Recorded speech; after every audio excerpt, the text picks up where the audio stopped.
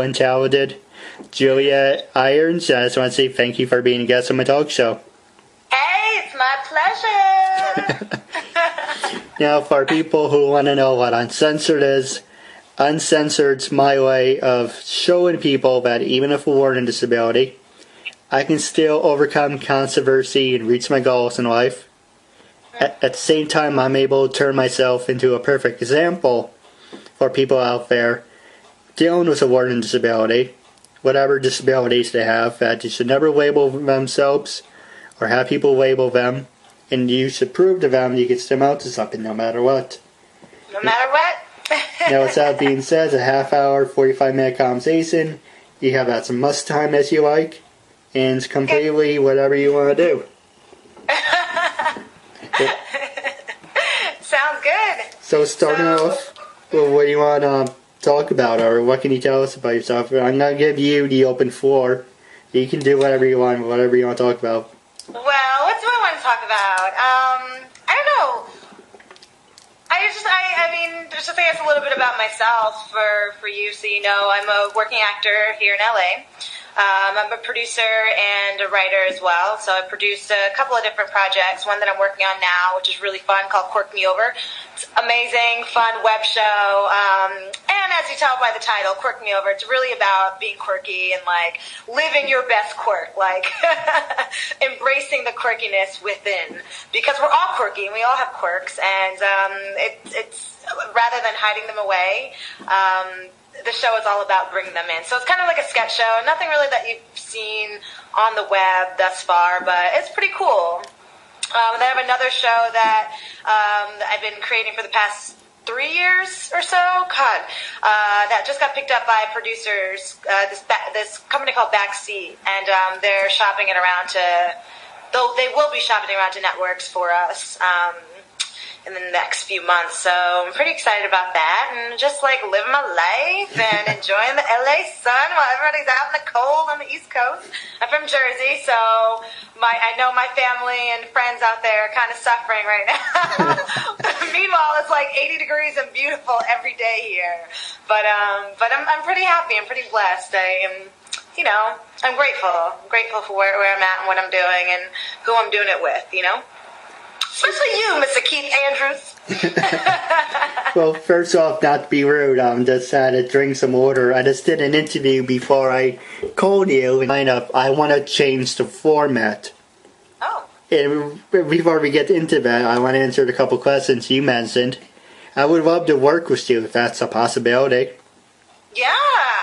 I mean, look, I feel like, especially for something like Quirk Me Over, I was talking to my partner about this interview a little bit earlier, and I was like, this is so fun. Like, this is like to me, like what you just said, like, say, what do you want to talk about? What do you want to, how do you want to express yourself, basically, So, yeah, maybe, let's figure something out. Why not?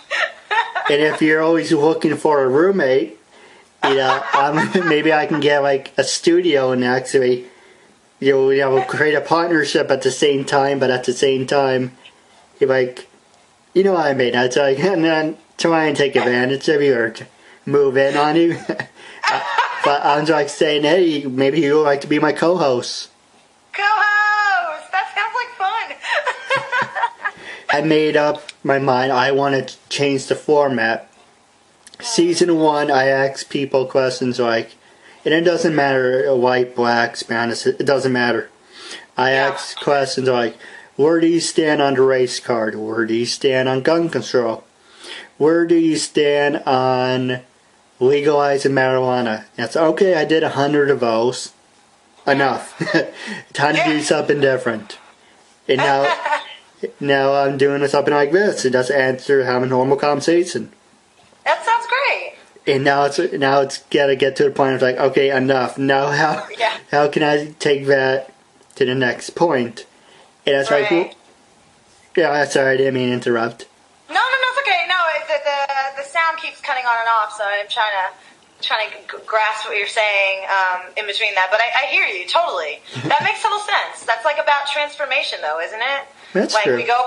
We start with one thing, and we think that that's like the end all to be all, and it's great and amazing, and then we get tired of it and we get bored, and it's like, oh wait, now I want to morph into this thing. That's life, that's who we are as human beings. That makes total sense. Totally understand that. That's how I am. It's embracing that. I think that a lot of people are afraid of that transformation, are afraid of that change, and so they don't want to accept change when it comes, but they're not realizing, like, in order to evolve, in order to become the person that you've been brought here to be, you have to change, you have to transform, you have to evolve, Other else you stay stagnant and stuck in one place, and who wants to do that? That's true. Now, I would like your honest opinion, and you're beautiful, by the way. I just want to point that out. Thank you, darling.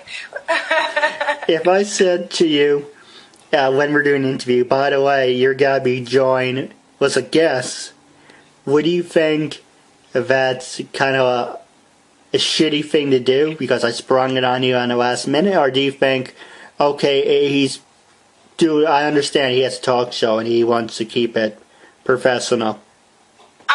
For me, I'm all about going with the flow. I'm a straight Pisces, so if that happened, I'd be like, cool. Like, none of that stuff really affects me in a negative way. I'm all like let's talk about embracing change. Like, I'm total go with the flow. So who do you got? You got Denzel coming on?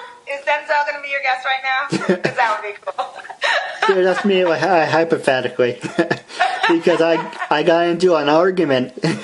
I'm doing an interview this Friday with 2 people, and this Thursday doing with 2 people. Because that's my new format. I want to make the transition into season 3, where I would just interview 2 people at the same time. That's cool, yeah.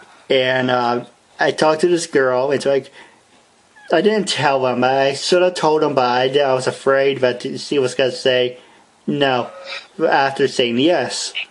So I said, okay, well, thank you for being on my talk show. And by the way, you're going to be joined with someone. It's just like, oh. She was about to say it. I said, like, wait, did I know where you're going? I said, I know you're going to say, yeah, I didn't sign up for this. I thought it's one-on-one. That's fine here for 200 episodes, one-on-one. Right. But, like you said, it's... Yeah, I hear you. I guess, I don't know, it's each their own in that respect. Some people need that one-on-one time to feel special, or to feel like they're... Not that this woman felt that way about herself. I'm sure she knows she's special 1,000%, but I think sometimes people want that one-on-one so they feel like, they're the important one in this thing, but in reality, what's important? We all are, right? That's true. Now, the reason I brought it up is, do you think that's just a white thing, or do you think, because if I asked you, and then the other girl I asked, they're different cultures, and you're like, oh yeah, no problem, well, whatever you want to do, but it said I got the impression, because she was white, she is white, but I got the impression she got so defensive. I don't know why you're getting defensive about it. But you did agree to be on my talk show, and I don't see where the problem is. I don't think it's a matter of white or black or race. I think it's just a human thing. It's just a human. Like, we all have different ways about us and different things that make us feel one way or another. So I wouldn't say anything like that has anything to do with race. I think it's just like who she is and who I am, and what moves me and what moves her. Like, what moves me is, like, I get excited by things like that. Like, oh, that's fun, because I know how much fun it could be if, like, the other person you brought on would be like crazy and fun like me. Like, how cool would that be? I feel like that would be an experience. I'm all about fun experiences. Not that this other person isn't either, but I don't know. It's just who I am. It's just who she is. Whatever. When I asked you about, hypothetically, about having another guest on your show, I thought you were going to say, like, oh, hell no. No way. That's not my style. I love it. It would be fun. There are some things I would say, oh, hell no, to, but that wouldn't be one of it. That would be one of them. Now, one of the questions I was going to ask you, I'm going to ask you the easy ones, and you can ask me anything, say anything you want. And so what I said, it's uncensored, so whatever you want to do, it's your time. So starting off, when you were in high school, were you athletic? Did you do any sports? And when you were in college, were you a study nerd or party animal? When I was in high school, I definitely did sports. I guess in middle school I played softball. In high school I ran track. And in high school I actually was a founder of a drill team. So, like in college we have the STEP team. A lot of, I guess, black sororities do that in colleges, but I started one in my high school that my cousin and my older sister tried to start in their years, but they couldn't quite get it off the ground, so me and my friends actually did that. So yeah, I was pretty athletic in high school, and in college, I wasn't in betweener. I went to school for theater arts. So I really had a passion for what I was studying. So when I was studying, it wasn't like, I don't want to do this, But I also went to NYU, and so it's like there's not really a campus. The campus is New York City, so I had a real fake ID. It was amazing because it was so easy in Jersey to get a real fake ID at that time. Now it's impossible, but at that time it was like super easy. And so yeah, my friends and I, my sister, one of my sisters was 1 year below me, and she went to NYU as well. So we would go she had a real fake ID too, but we would go to clubs together. Not a lot of NYU parties. We more like hit up like the New York City like hotspot scenes and stuff, but. Yeah, I wasn't one or the other. I was like a combination of both, which I think is the best of both worlds. It was good. It was fun. Don't mind me. I'm just distracted by your glow. You're glowing, by the way. You just. Oh, stop it! You're so kind. I'm a sweetheart. What can I say? Now, I always ask the girls this, because if I ask the guys this, it will come off gay. So it's kind of my way of just asking the girls this. That's why you should ask them. Okay, what's up? Did you ever get the chance to do one of those human pyramids, or are you not a human pyramid girl? Human pyramid, like cheerleaders do? Well, it's kind of funny that every time you bring it up and mention cheerleaders, you don't have to be a cheerleader to do it, but yes. I'm sure I have.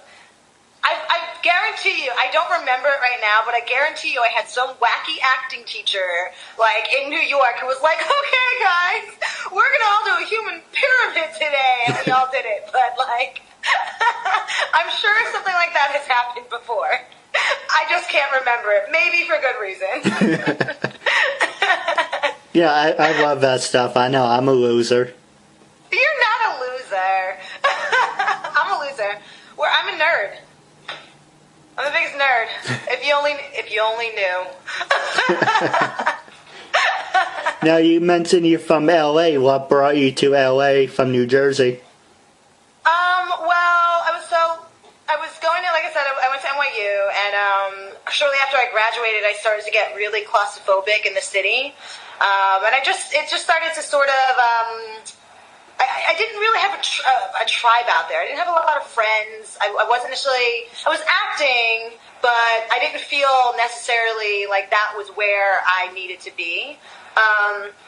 So my sister gave me credit for an airline ticket. I had a one-way ticket. I had a place to stay. I had $400 in my bank account.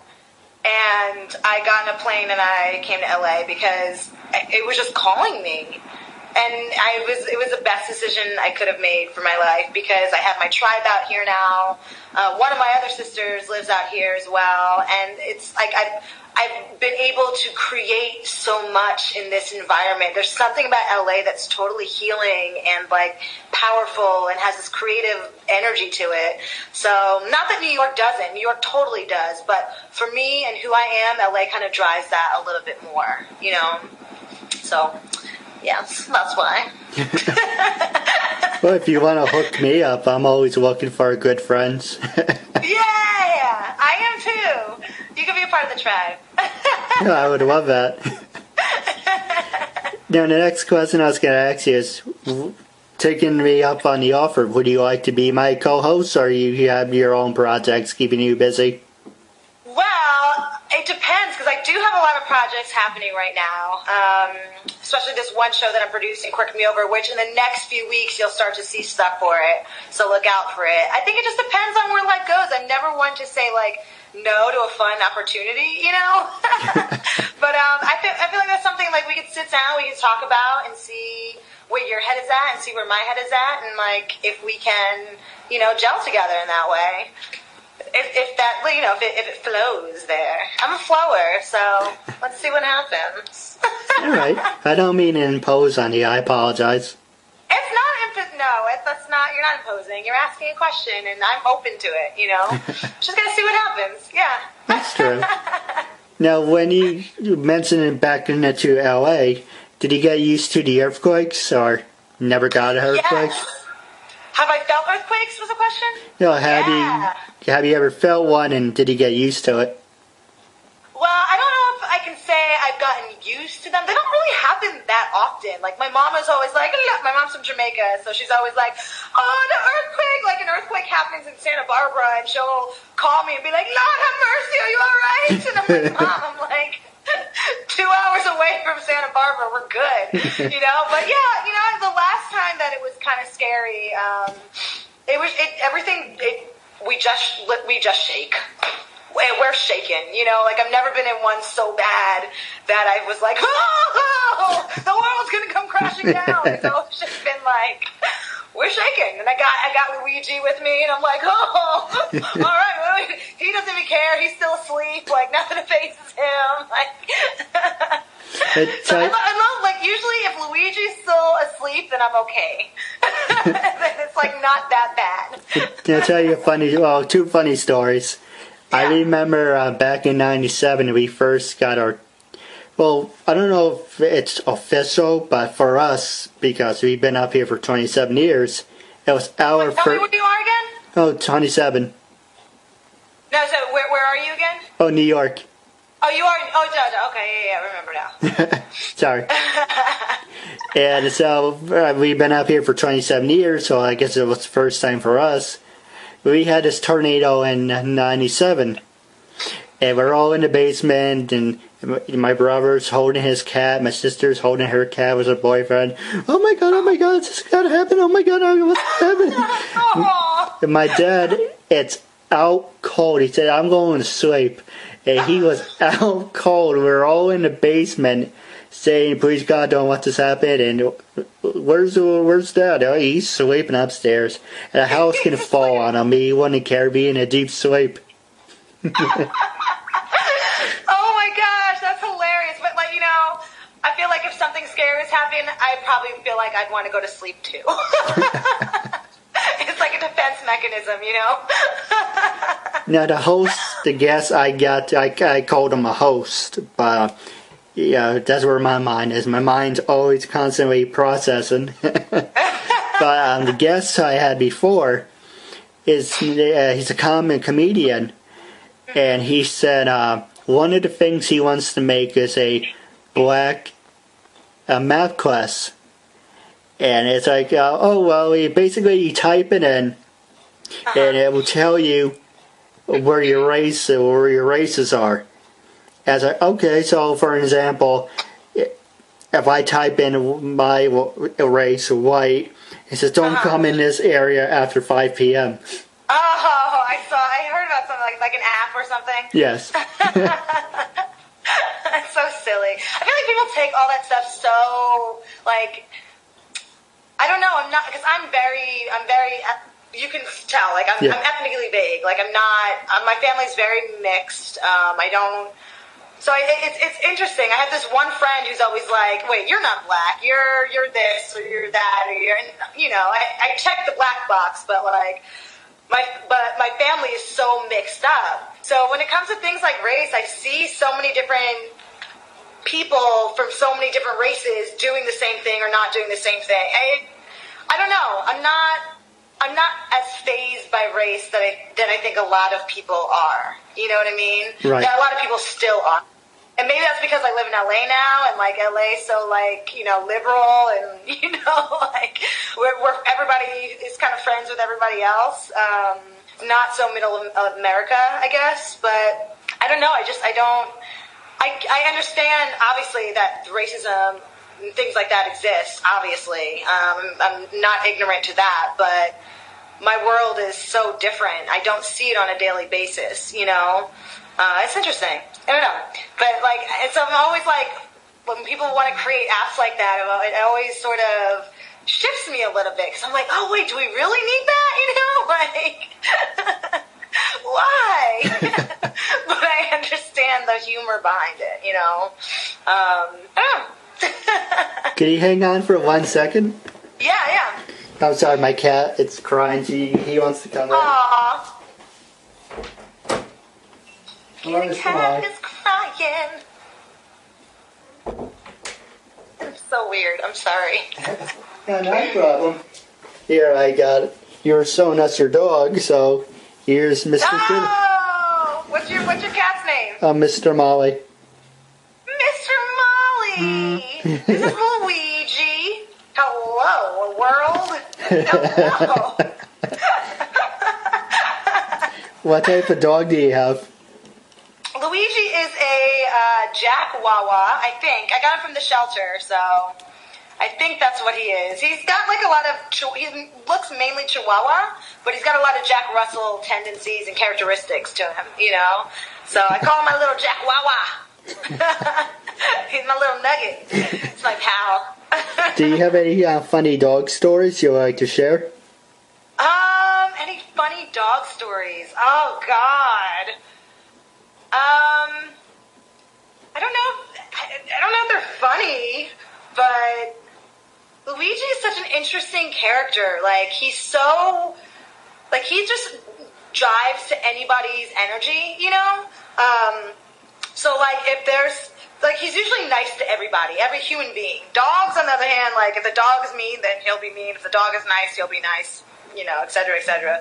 But, like, human beings, he's usually always really good with them. But there's this one man who, like, is always on the corner of my block who Luigi just he can't stand him. And I don't know, he will growl at him. The guy will growl back. That's probably why. Like, they're just, like, staring at each other, growling at each other. I think the guy is drunk half the time or high or something. I don't know. He's growling at my dog. And the guy will bark at my dog, like, and him and Luigi would have, like, barking fits at each other. It's kind of weird but kind of cool at the same time. But that's, like, one of the only people that Luigi's like, I don't like you. And they will sit there and they will growl at each other. It's kind of hilarious. I got 2 funny stories for you if you're interested. Yeah, definitely. My dog Charlie passed away 2 years ago, but every time I think about it, I remember the funny stories. My brother's friend used to come over to the house. He was a real, doobie smoker. And for people who don't know what doobie smoker is, he used to smoke marijuana a lot. Yeah. So basically, he used to come over, and Charlie hated him. Like you were saying, Luigi, Charlie hated him because every time, Abe, that was his name, Abe, took a step, Charlie tried biting his feet. Oh my God.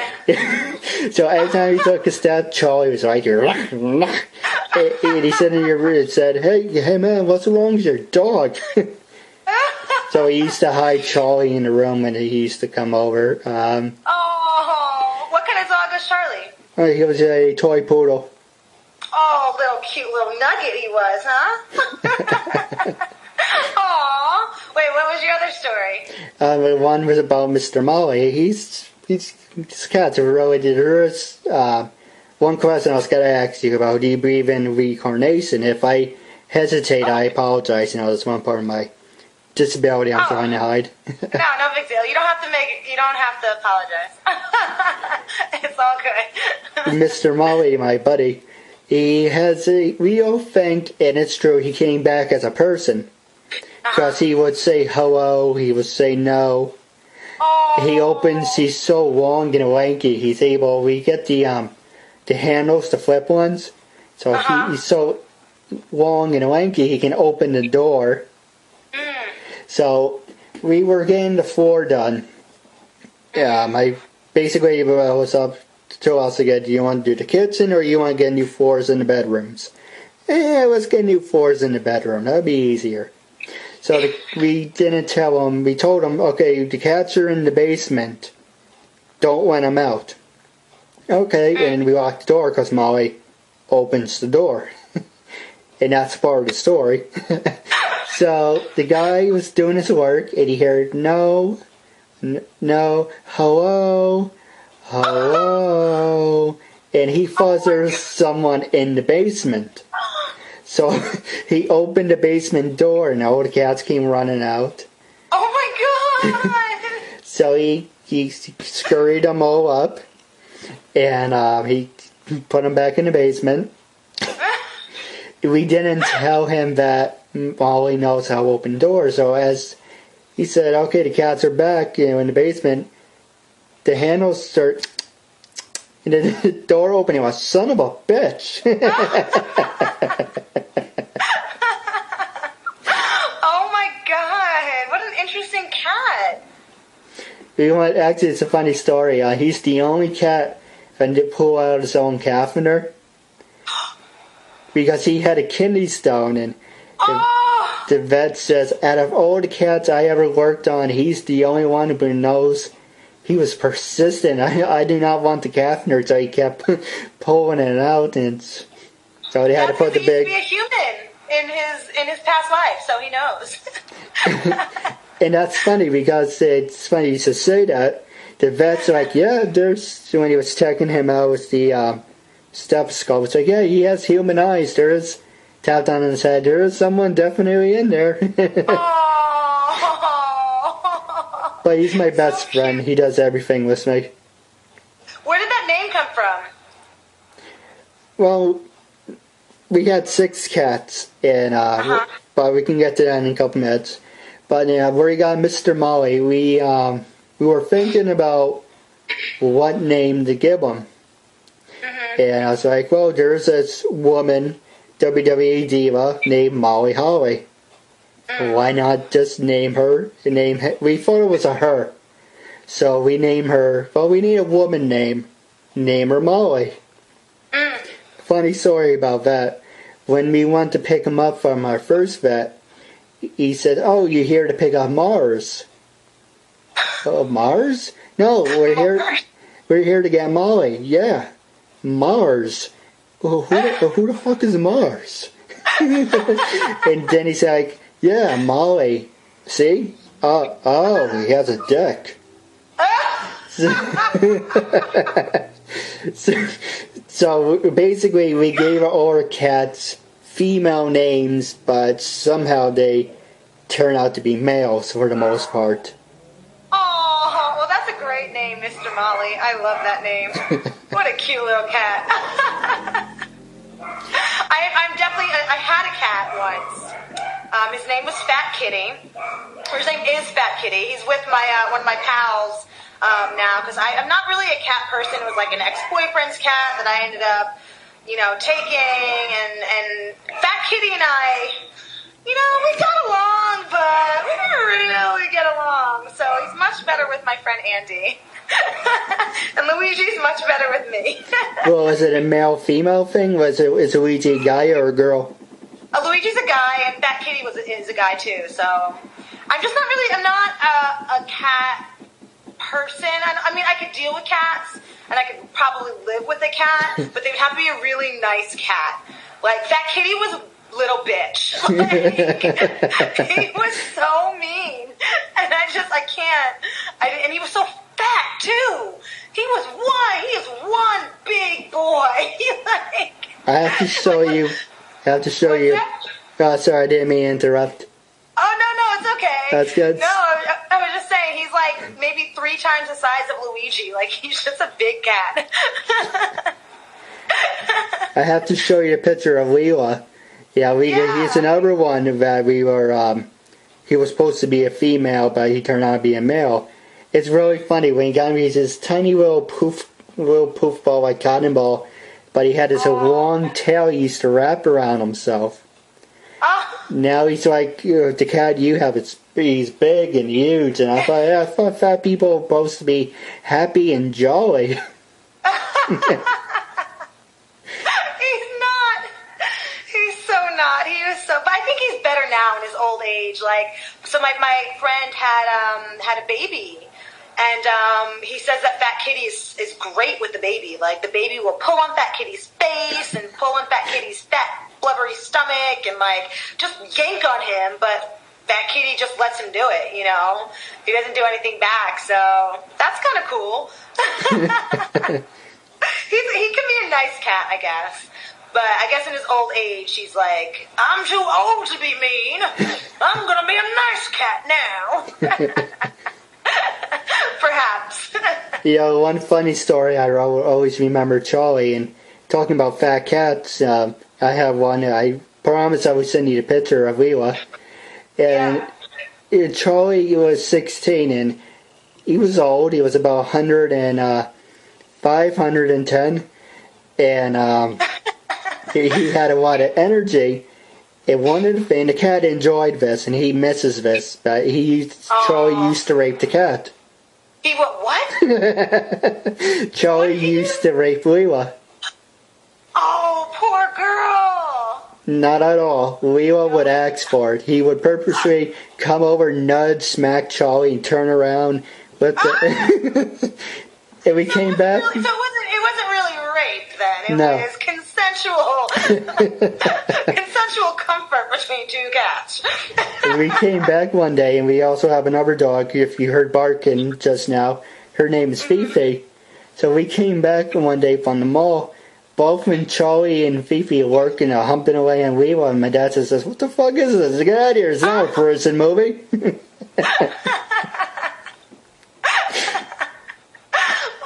are so funny to me. Like they just have this.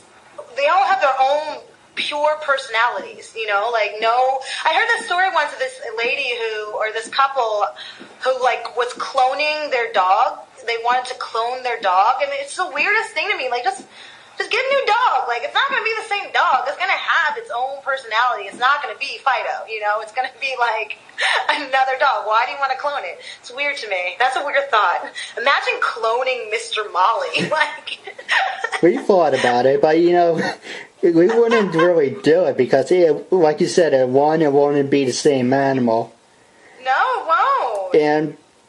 And the most importantly, would it have a soul? Or would it be an actual cat, or would it just be an empty shell? That's an interesting concept. See, I think that all living things, no matter how they're brought into this planet, have a soul. But maybe that's just my, you know, everything is glorious and rosy, rose-colored glasses kind of thing. But I don't know. That's a weird, I've never thought about it in that way. Who knows? I would like to think that they do, right? That's true. Now, I would hope so. Now, the next question I was going to ask you is, so what do? You mentioned you're in the entertainment. Are you like an actress? Yeah, I act. That's my main passion, is performing. Everything that I do creatively, it's so I can act. So whether it's modeling, it's to pay the bills so that I can act. Whether it's writing something, you know, so that I can perform in it. You know, producing so that I can perform in it. Everything centers around me being able to perform, because that's my passion. That's what I love to do. And I embrace both sides to it. I just really recently embraced the comedy side of who I am. And Kirk Me Over is very funny, so I'm excited to and fall into that and see what that brings out of me. You know, but yeah, I'm a creator. I'm a creator. That's who I am. We have that in common. I love creating things. Yeah, great. It's just like this amazing feeling that I get from it that I don't really get from a lot of things, you know? That juice that happens, that fuel that happens after an intense scene or an intense moment. It doesn't even have to be a full scene. It's just a moment within a scene, you know? That I feel like this fire within my heart. It's just, within my gut. Not, you know, people always are like, oh, why do you do what you do? It's so hard. Like, you know, you'll probably never make it. You know, you'll probably never, you know, you probably never get to be like Angelina Jolie or Kerry Washington. And the thing that most people who aren't performers don't understand is that's not necessarily our goal. Because that's not where the juice really comes from. We just want to play. We just want to create. And if that comes out of it, if, you know, becoming a Kerry Washington or Angelina Jolie comes out of it, great. But I want to perform. I do it for the love of creation, the love of acting, you know. And it's hard for a lot of people to understand that because when the money's tight, you know, when you're in that struggling actress mode, they're like, why don't you just go get a real job? Like, just go get a 9 to 5. Go. And I'm like, I would shrivel up and die. I really would. I would shrivel up and die if I had to do something like that, you know, and I had to like push away my creative work and to make money, you know, or to make a lot of money, you know, and in a 9 to 5 type corporate set. I would die. I couldn't do it. Couldn't do it.